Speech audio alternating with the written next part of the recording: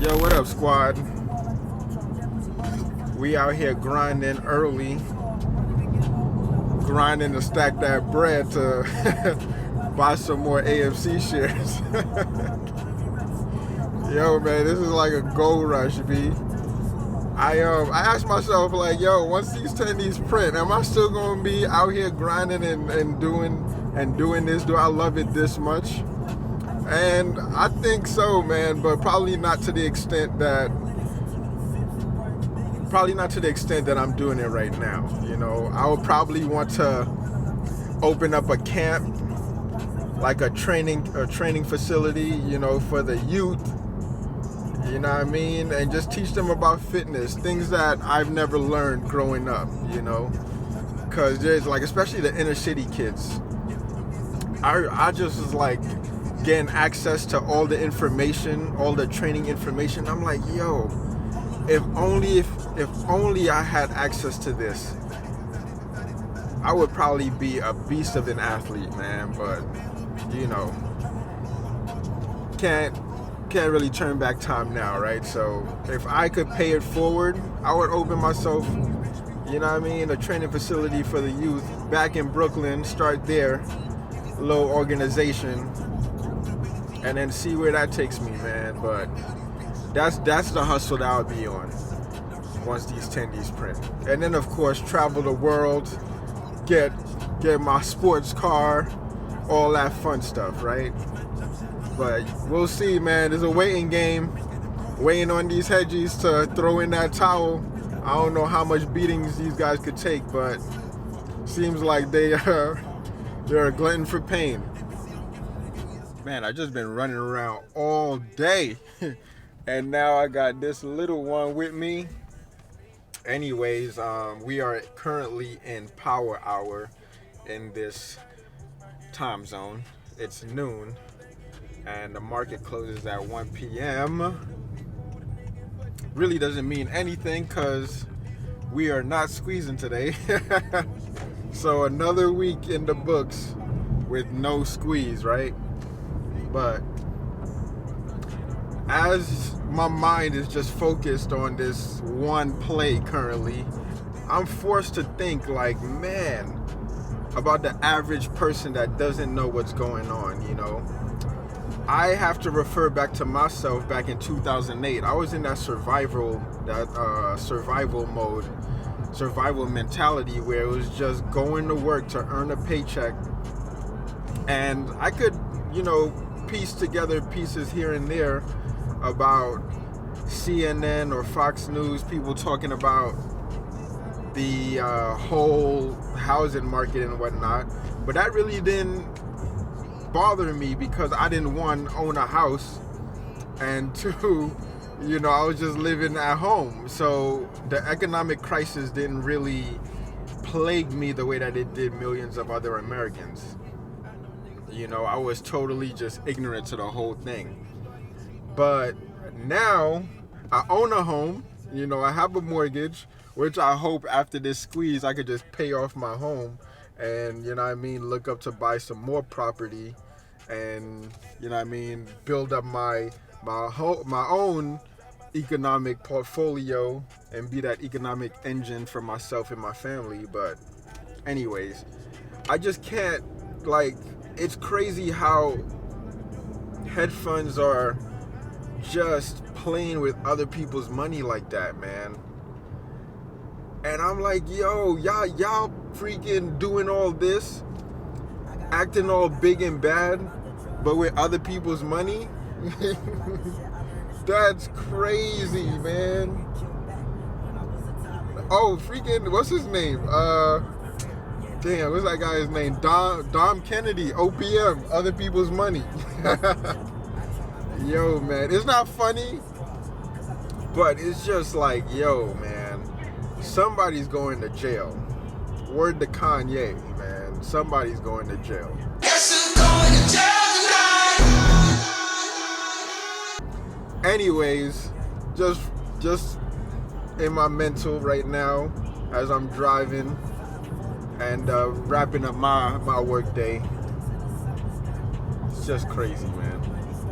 Check it out. So if you're anything like me, right, and you're in this AMC play, you probably went down several rabbit holes like Reddit, YouTube,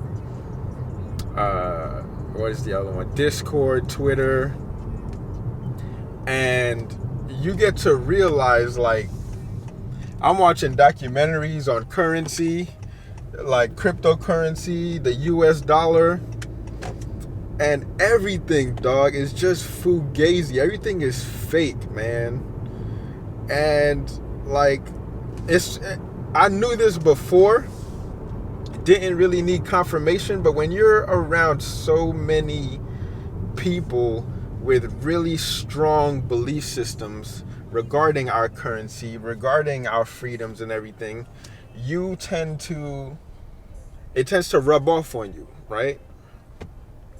And again, if you do not have any awareness of self, if you don't have any awareness towards your goals, you just floating in this giant globe and you just lost just like everybody else, man.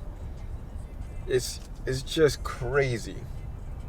It's just crazy, man. Being lost just like everybody else, just derping through life. I always wanted more.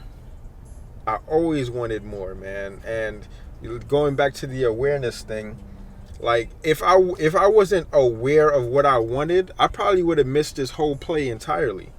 You know, I was starting to feel content. I bought a new crib. I got a new car. I was starting to be content. I was like, all right, man, let me just continue to build my little business. Not really seeing how far I could probably take it. Just being content with the little wins that I have, which is nothing wrong with that.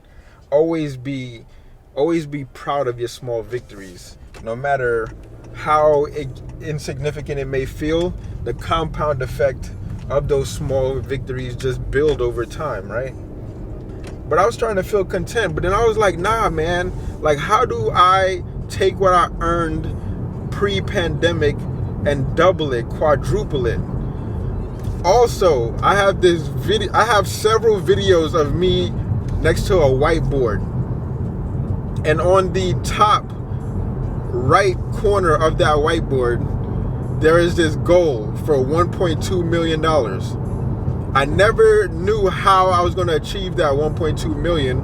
I even set a date. We missed that date entirely, but that's not the point. It's still manifesting, right?